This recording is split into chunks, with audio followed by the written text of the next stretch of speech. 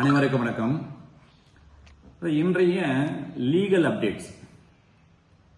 உச்ச நீதிமன்றமானது சிவில் நீதிபதிகள் தேர்வில் எத்தனை ஆண்டுகள் அவர்கள் வழக்கறிஞர் தொழில் எக்ஸ்பீரியன்ஸ் அனுபவம் பெற்றிருக்க வேண்டும், அவர்கள் என்ன சான்றிதழ் பெற்று அந்த எக்ஸாமின் போது சமர்ப்பிக்க வேண்டும், என்னென்ன இஷ்யூவை இந்த உச்ச நீதிமன்றமானது இதை டிஸ்கஸ் செய்து தீர்ப்பு வழங்கியது என்பதை பற்றி பார்க்க போகிறோம்.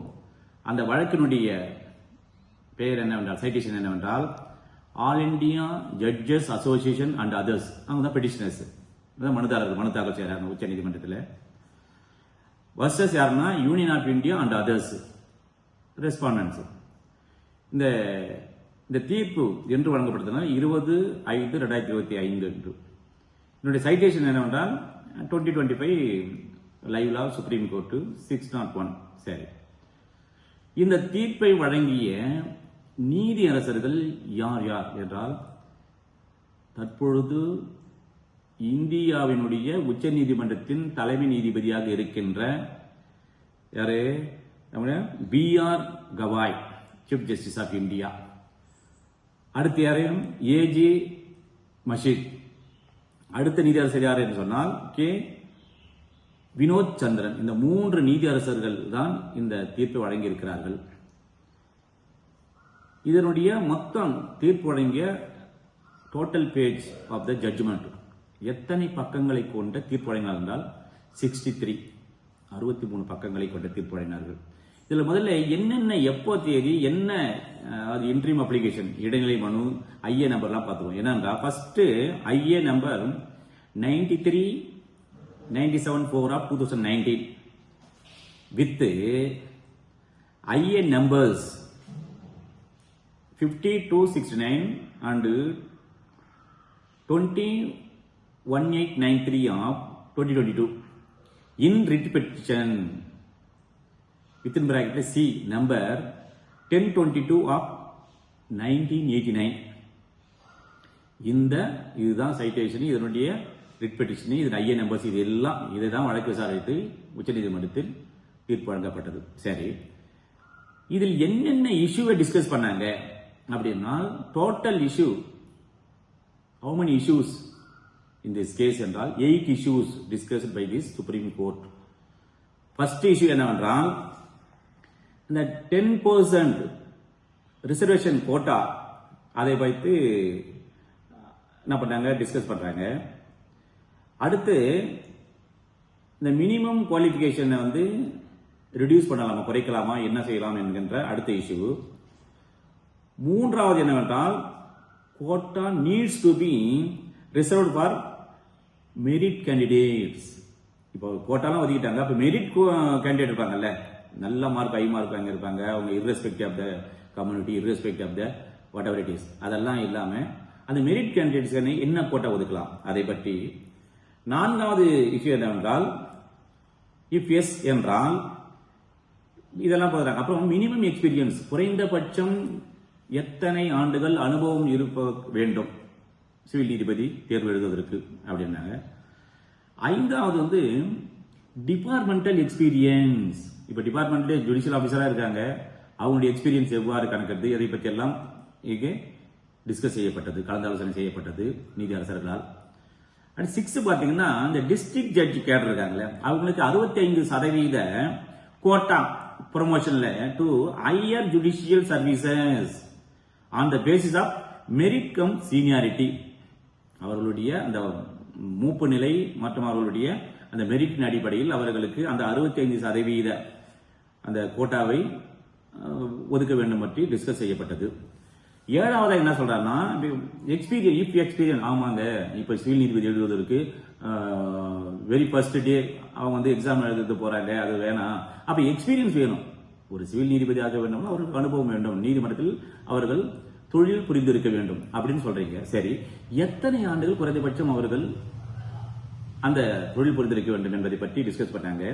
கடைசியாக சரி, எக்ஸ்பீரியன்ஸ் சொல்லிட்டீங்கன்னா, இந்த இத்தனை ஆண்டுகள் சொல்லிவிட்டால் அந்த தேதியை எந்த தேதியிலிருந்து என்ன சொல்றாங்கன்னா, from the date calculated from the date of professional enrollment or registration or from the date of the passing of All India Bar Examination AIB இந்த எக்ஸாம் பாஸ் பண்ண பிறகா ஒன்னு வழக்கறிஞர் முடிச்ச பிறகு அவர் பார் கவுன்சில் என்ரோல் பண்றாரு அது தேதியில இருந்தா அல்லது ரிஜிஸ்டர் பண்றாரு பதிவு செய்யற அந்த தேதியில இருந்தா அல்லது அதன் பிறகு ஆல் இண்டியா பார் எக்ஸாமினேஷன் அது பாஸ் பண்ண பிறகா என்ற இந்த 8 இஷ்யூவை உச்ச நீதிமன்றமானது என்ன செய்யுது அதை கலந்து ஆலோசனை டிஸ்கஸ் பண்றாங்க. செய்த பிறகு என்ன டிசிஷன் எடுக்கிறார்கள் என்று சொன்னால் முதல்ல பாத்துங்க, அதாவது ஆல் ஹைகோர்ட் என்ன சொல்றாங்கன்னா எல்லா உயர் நீதிமன்றங்களுக்கும் கண்டிப்பாக ஒரு சிவில் நீதிபதி தேர்வு எழுத வேண்டும் என்றால் அவர்களுக்கு குறைந்தபட்சம் 3 ஆண்டுகள் வழக்கறிஞராக நீதிமன்றத்தில் தொழில் புரிந்திருக்க வேண்டும் அப்படி சொல்லிட்டாங்க. அந்த 3 ஆண்டுகள் என்பதை எந்த தேதியிலிருந்து கணக்கிடுதல் வேண்டும் என்று சொன்னால் அந்த சட்டப்படிப்பு முடித்தவுடன் அவர் சட்டப்படிப்பு படித்த பிறகு பார் கவுன்சில் இருக்குல்ல, இப்ப உதாரணத்துக்கு இங்க தமிழ்நாடு படிச்ச சட்டக்கல்ல படிச்சு முடிச்சோம்னா எங்க பண்ணுவோம் நம்ம மெட்ராஸ் ஹைகோர்ட்ல இருக்கிற அங்க bar council of Tamil Nadu Puducherry அங்க அந்த என்ரோல் பண்ண தேதியிலிருந்து 3 ஆண்டுகள் வழக்கறிஞராக அவர் தொழில் புரிந்திருக்க வேண்டும் என்று சொல்லுகிறது. சரி, இந்த 3 ஆண்டுகள் சொல்லப்படுது. இது அப்புறம் என்ன சொல்றாங்க இந்த தீர்ப்பில் என்று சொன்னால் இந்த ஒரு உயர் நீதிமன்றமும் மாநில அரசாங்கமும் the High Court and state government shall amend the service rules to மாநில அரசாங்கமும் இப்போ 3 years எக்ஸ்பீரியன்ஸ் மாத்திட்டாங்கல்ல, இது சம்பந்தமாக விதிகளை திருத்தம் செய்து கொள்ளலாம் என்று உச்சநீதிமன்றம் சொல்லியிருக்கிறது. சரி, இப்போ உயர் நீதிமன்றமானது high court already initiated not apply. இப்போ இந்த சிவில் ஜட்ஜை பத்தி ஏற்கனவே நோட்டிபிகேஷன் கொடுத்துருந்தாங்க, இல்ல ஏற்கனவே பெண்டிங் இருக்கு அப்பாயின்மெண்ட் ஆல்ரெடி இனிஷியேட் தொடங்கப்பட்டிருந்தால் இந்த உச்ச நீதிமன்றத்தினுடைய இந்த தீர்ப்பானது பொருந்தும் என்றால் shall not apply பொருந்தாது. அப்படின்னா சொல்றாங்க இன் ஃபியூச்சர் ரெக்யர்மெண்ட்ஸ் இன்றைய தேதியிலிருந்து என்ன பண்ணும் இனிமேல் அறிவிக்கின்ற நோட்டிபிகேஷன் அனைத்துக்கும் shall apply. இந்த தீர்ப்பானது 3 years எக்ஸ்பீரியன்ஸ் என்னென்ன கண்டிஷன் சொல்றாங்க நான் டீடைலா சொல்ல எல்லா டீடைலும் 63 பக்கம் இருக்குது. வாட் இஸ் வாட் கரெக்டா சொல்றேன். சரி சார் முடிச்சிட்டோம் என்ரோல் பண்ணிட்டோம் நான் 3 வருஷம் சொல்லிட்டு நான் போய் அப்ளை பண்ண முடியுமான்னா நோ. அப்படி என்றால் நான் என்ன இப்ப நான் தான் சிவில் நீதிபதி தேர்வு எழுத போகிறேன் என்று சொன்னால் 3 ஆண்டு நான் கம்ப்ளீட் பண்ணிட்ட எக்ஸ்பீரியன்ஸ் இன்னும் அப்ளை பண்ணணும். I want to apply for civil judge examination என்றால் what I have to do நான் என்ன செய்ய வேண்டும்? What are all the documents or certificate to be submitted என்னென்ன சான்றிதழ்களை இந்த அப்ளிகேஷனோட நான் இணைத்து அனுப்புதல் வேண்டும் என்று சொன்னால் என்ன பண்ண 3 ஆண்டுகள் நான் தொழில் புரிந்துகிறேன் என்று சொன்னால் அதற்கு பாருங்க இது மட்டும் நோட் பண்ணீங்க.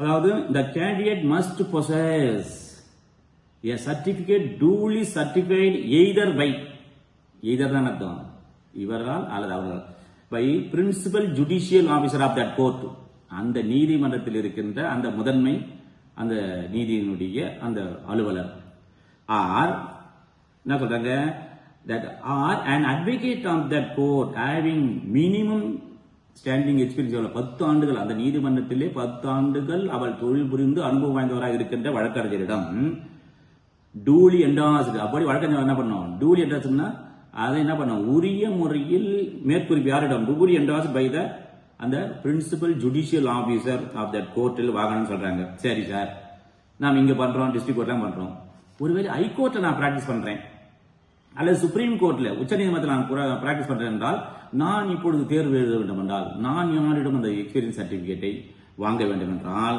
அதே சொல்றாங்க. அதாவது அந்த எஸ்சி என்றால் a certificate by an advocate having minimum standing 10 years endorsed by an officer of the அந்த கோர்ட்ல உயர் நீதிமன்றம் தான் அந்த officer judicial presiding judicial officer அதே உச்ச நீதிமன்றம் அங்க 10 years பணிபுரிகின்ற அந்த வழக்கறிஞர் மூலம் பிறகு என்டாஸ் அது மேற்குறிப்பு என்டாஸ் வாங்க வேண்டும் என்று சொல்லுகிறது.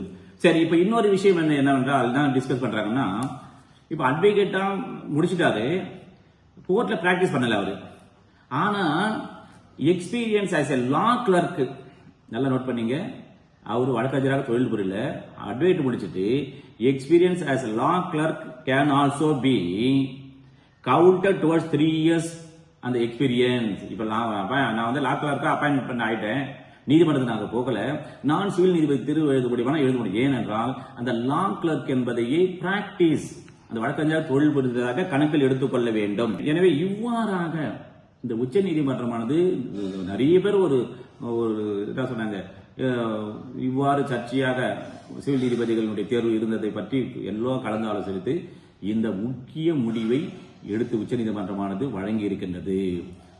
மேலும் விவரங்களுக்கு நம்ம என்ன பண்ணோம், முழுவதுமாக அந்த தீர்ப்பினுடைய மொத்த டீட்டெயில்ஸ் வந்த பிறகு நாம் பார்ப்போம் என்று கூறி அடுத்த சந்திப்போம். நன்றி, வணக்கம்.